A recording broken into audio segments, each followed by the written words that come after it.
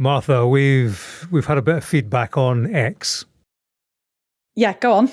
Well, from Ali Mohammed, who I'm assuming is not a Russian bot or anything. Thanks, Ali, for this. He says, Martha Kellner reveals she was a perfect child on Trump 100. Correct, Ali. When asked when she did something as a kid getting into trouble, Martha is more posh than what you imagine, as she has a friend named Antonio Di Clemente. Of all the things we discussed that episode, I love that Antonio Di Clemente is the thing that people are really grasping onto. I know, bless her. I can see everybody in our office Googling her to see how she's getting on, and indeed how posh she was. But the line against me is, more posh than what you imagine. How posh I am do more people posh imagine than you what are? you imagine. People don't imagine me to be very posh, but I'm more posh than what you imagine. Oh, you're posher than me, Martha. That's all you need. I'm not sure about that. I'm James Matthews in Washington, D.C. with Milady on the West Coast. Thank you for giving me my appropriate title. I am Martha Kellner in Los Angeles, one of Donald Trump's most important and trusted aides. Some people call her an attack dog. Well, she's on her way out. That's Karoline Leavitt, the press secretary and one of Trump's closest confidants. She's announced she's leaving the White House. Yeah, mouthpiece no more. The spin doctor-in-chief says she's going to spend more time with her family. What does it all mean for a White House that relies on her abilities to dodge, evade and attack the press? We'll get into all of that. Plus, Lost at Sea, the US aircraft carrier that's been on the high seas for more than 250 days. The crew are in crisis. And Donald Trump is putting AI filters on all of his Truth Social posts to de-age him. That comes as a renowned cardiologist is raising concerns about how the president is looking. Should we be talking more about Donald Trump's health? So on Wednesday, James, somewhat out of the blue, we got the news from the president that Karoline Leavitt, his press secretary, is stepping down at the end of the month. Yeah, she's leaving to spend more time with her family. That's the official version posted on X, Martha. She was effusive towards both Donald Trump and his achievements in office. The president, for his part, he went on Truth Social, said he totally understands and respects the decision. He promised she would remain as one of his top outside advisors. But this has all come as a surprise, hasn't it? Yeah, a surprise and a big blow to Donald Trump 3 months out from the midterm elections. This is not the timing that he would have wanted. You know, he relies on Karoline Leavitt to forward his messaging. And we know how seriously Donald Trump takes getting his version of events out to the media. And Karoline Leavitt did it better than anyone ever has, arguably. You know, there are two tenets to a press secretary. On the one hand, it's being a conduit for the president's message, being a support to him. On the other hand, it is being an advocate for the press. Well, forget about that. She's not done the second half of that job. But in terms of, you know, supporting Donald Trump, she has been a 5-star appointment by him. He took that appointment very carefully. He will not want to see her leaving right now. As I said at the beginning, revenues will stay here, wages will go up, and our country will be made wealthy again. And I think it's insulting that you are trying to test my knowledge of economics and the decisions that this president has made. I'm now regret giving a question to the Associated Press. I think it's a question that everybody in this room should be looking into, because certainly that would propose perhaps criminal or illegal behavior if staff members were signing the President of the United States autograph without his consent. Is on the record talking about issuing preemptive pardons to these people. But was he aware of his signature being used on every single pardon? That's a question you should ask the Biden White House. Is there any evidence on that he wasn't aware of it? You're a reporter. You should find out. The president absolutely supports peaceful protests. He supports the First Amendment. He supports the right of Americans to make their voices heard. He does not support violence of any kind. He does not support assaulting law enforcement officers who are simply trying to do their job. It's very clear for the president what he supports and what he does not. Unfortunately for Democrats, that line has not been made clear, and they've allowed this unrest and this violence to continue, and the president has had to step in. One question. So if there were peaceful protests on Saturday for the militant parade, President Trump would allow that? Of course course the president supports peaceful protests. What a stupid question. No, I think you're right, Martha. A robust mouthpiece for the administration, certainly. But the thing about her and the administration as a whole, of course, is that between press secretary and press, it has been difficult, antagonistic, and I think it's fair to say straight answers have been scarce when she's been at the podium. Relations between the government and the media are fractured in a way they have never been before. She's been a spokesperson very much up for the fight on behalf of the boss, and that's why she is a big loss for him.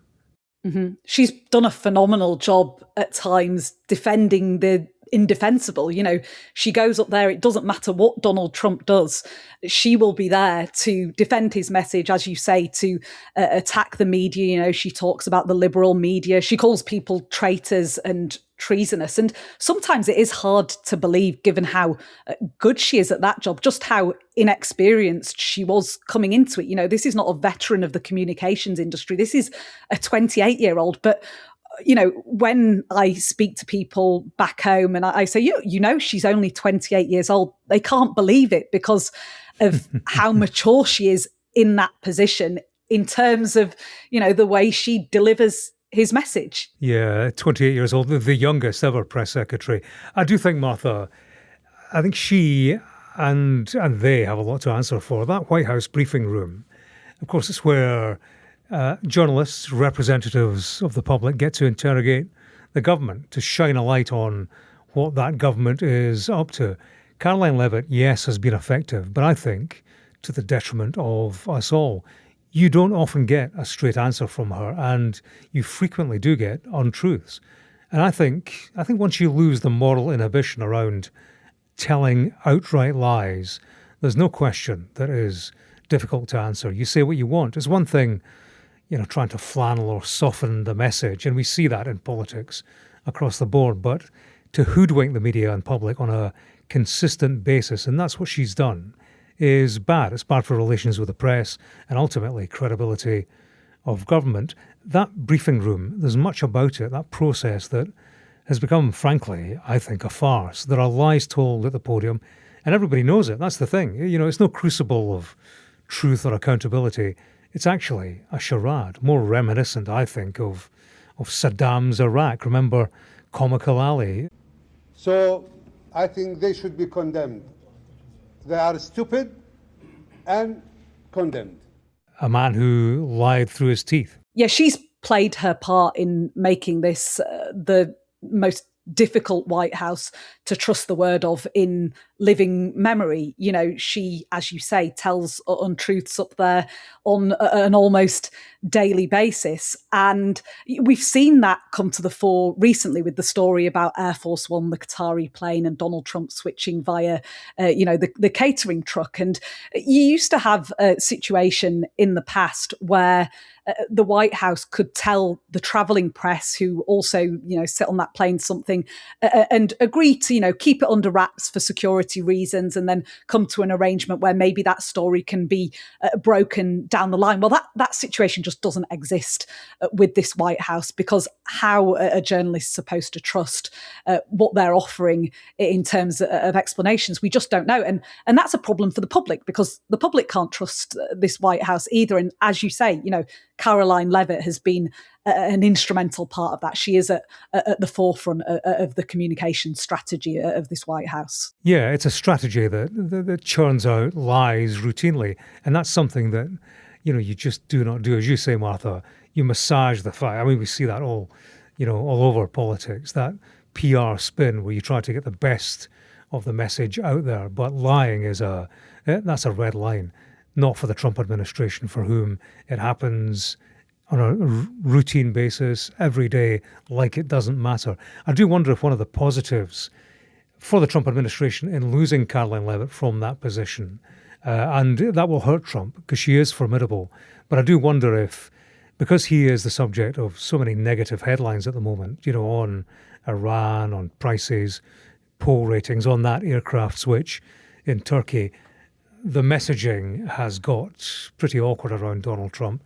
And I suppose in these circumstances, sometimes it can help to change the messenger, just to have a fresh face almost. She goes down as his most effective press secretary in terms of the length of her tenure. You know, he struggled to hold on to these press secretaries in his first time. He went through them like bags of crisps, you know, between 2017 and 2021. He had 4 different press secretaries. So I think, you know, he clearly has a great deal of pride in appointing Karoline Leavitt against the odds for that role. And it will be interesting to see who he turns to next. It might be that Donald Trump chooses to wait to appoint a replacement for Karoline Leavitt. There was some news earlier, a senior administration official said that the president does intend to replace Leavitt as press secretary, but that he's not in a particular hurry to do so. And perhaps the job will look differently in future to the role that Leavitt occupied. One thing is clear, though, that she will remain as, you know, an advisor to the president. He clearly likes her views. He likes the way that she operates. And I think she will remain, you know, a pretty important part of the White House. Yeah, in terms of the long-term replacement, there are a few names being kind of spoken about. Former model, Deputy Press Secretary Anna Kelly, she's been touted. So has the wife of Deputy Comms Director Stephen Miller, Katie Miller.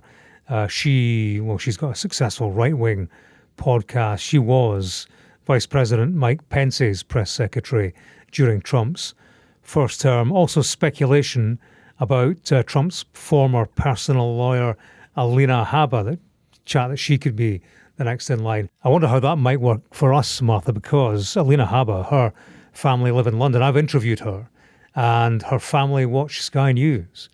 Oh, could be a good appointment.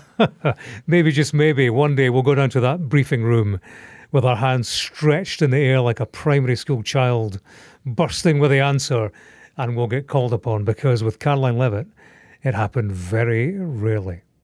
We can only hope.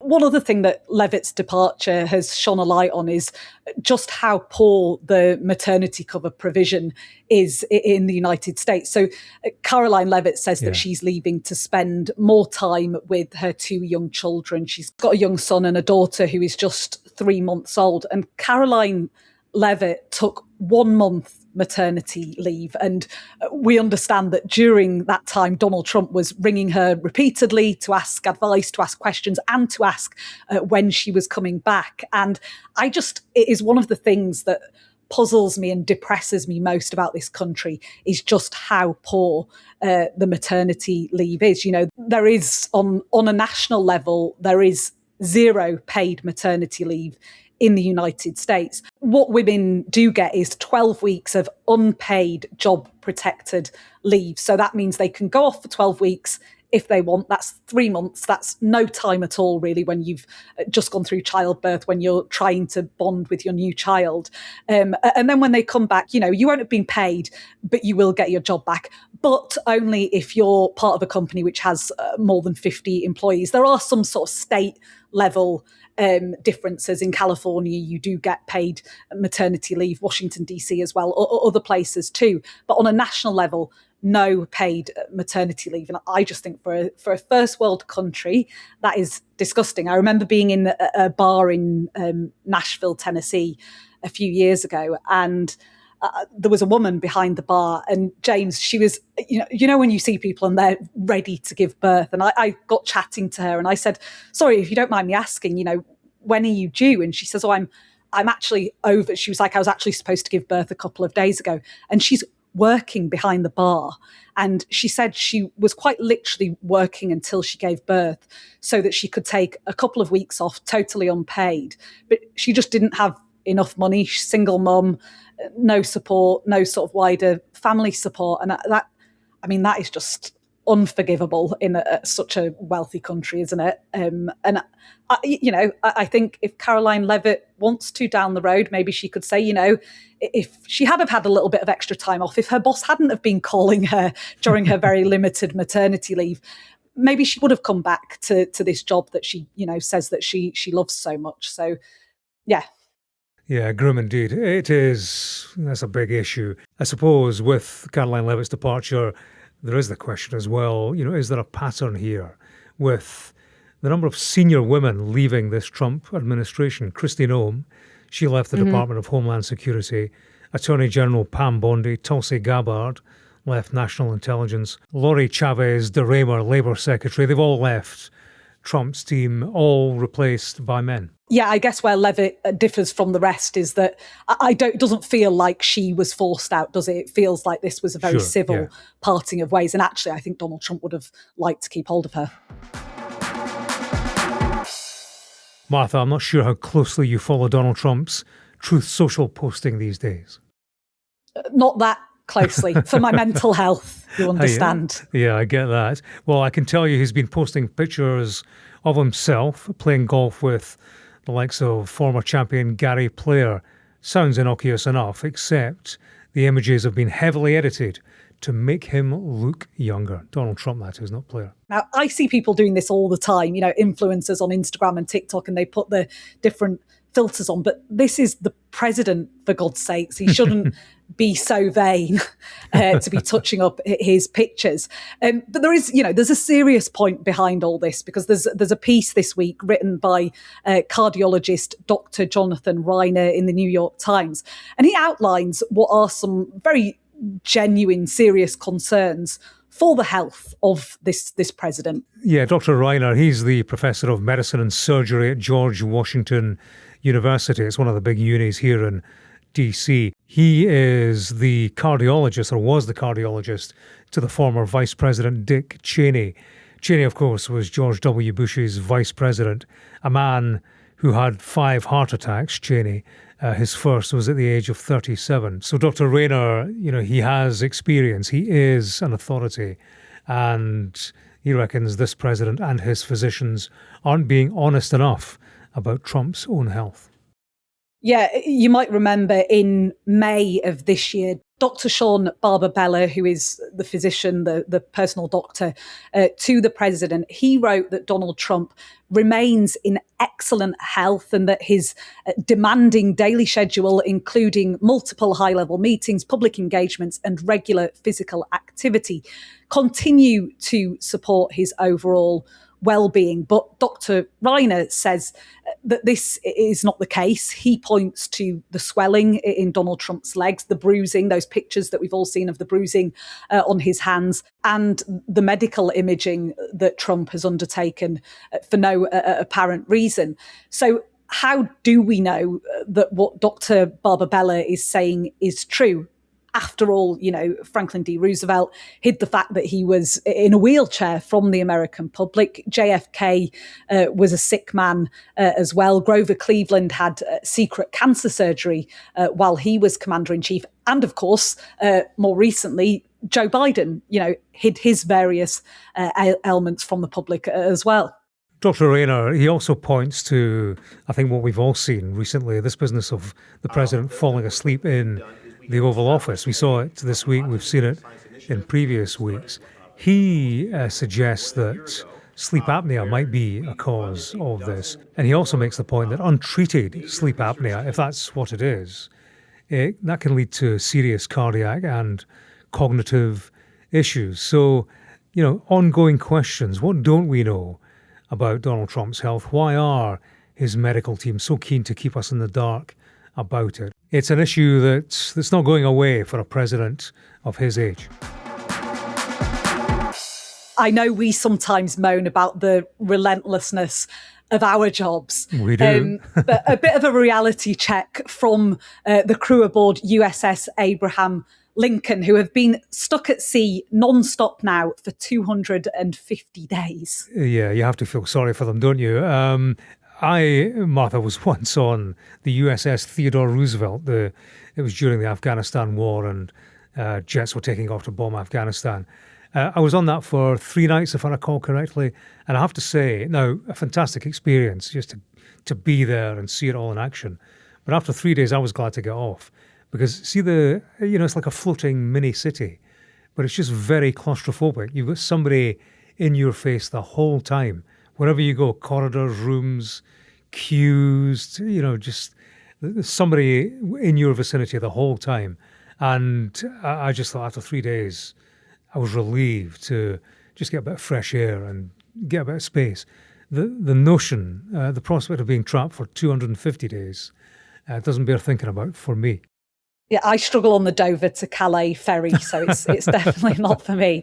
It's about 9 months that these sailors have been aboard the USS Abraham Lincoln without making a single port call. So they have not touched land once in all of that time.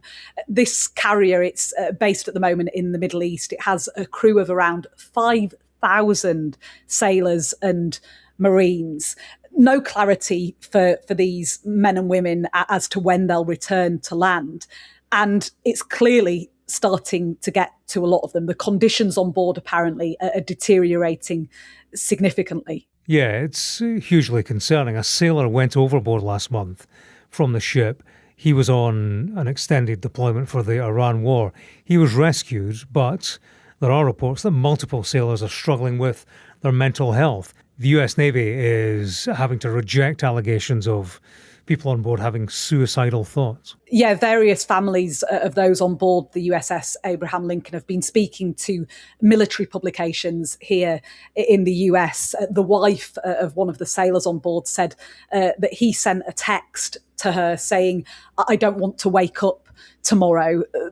It does sound fairly dismal on board. There are fathers who have been unable to meet their newborn children because they're stuck on the ship. The meals are very repetitive. They will eat the same menu for 14 days in a row, and they just don't know when they're going to get off. They keep getting asked to stay on longer. There's no clear return date, and those families back home, counting down the weeks until a reunion, but just, having this indefinite stretch of time in front of them. Yeah, there are reports that there have been multiple attempts by crew to jump overboard. Adding to the problems is the mail service. Personnel, they're not hearing from their families.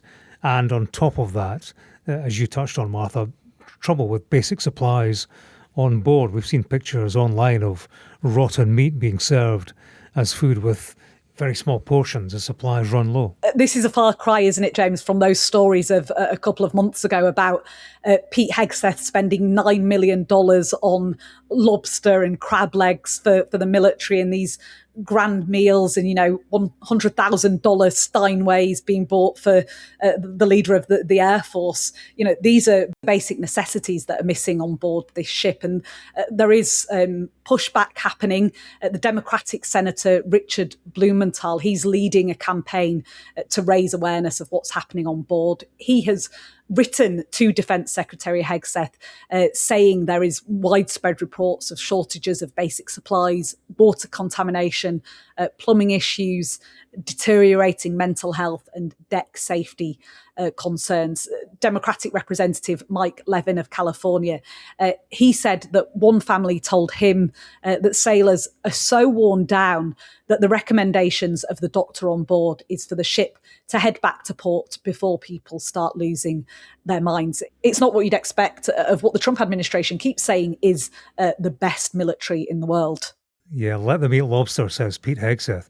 It does raise questions about his military leadership, doesn't it? Bear in mind, this all coincides with these reports of stockpiles of long-range weapons being low because of the war with Iran. So low the US would struggle to fight any threat in Asia or elsewhere for that matter.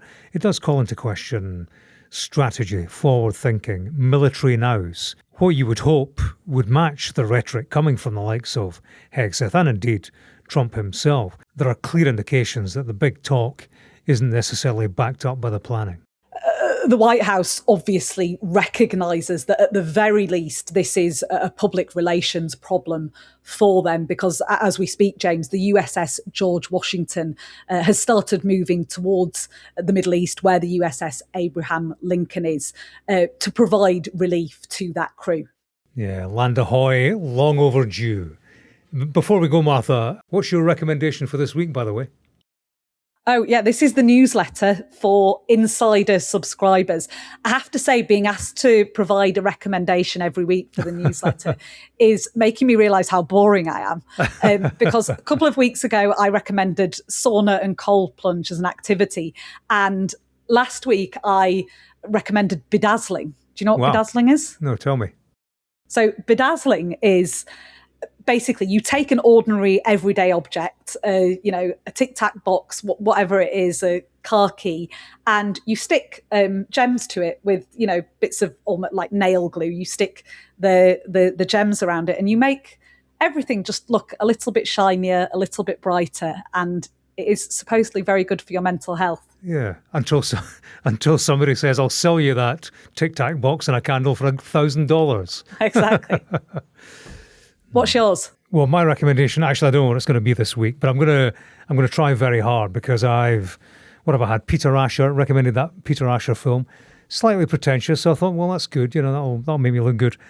The week after, well, actually, I looked at a list of different recommendations from our podcasters. Top of the list was, Beth Rigby, Harriet Harman, with some really impenetrable literature, really clever, And at the bottom was me recommending the back catalogue of the US comedy Cheers. So I think that might be a little more highbrow than bedazzling, though. So. Well, it's all a sliding scale. So I'm going to try harder. I don't know what it's going to be this week. Something, I don't know, that enhances me, if that's at all possible. That is it for today from us and for this week, unless you're part of the Sky News Insider, our members club. If you are, you'll get an extra episode from David and me answering your questions on all the latest in Washington, D.C. and beyond. Yeah, details of how to become an insider are in the episode description. But for now, have a lovely weekend, James. And you, Martha. Yeah, and we will see you all next week. All the best.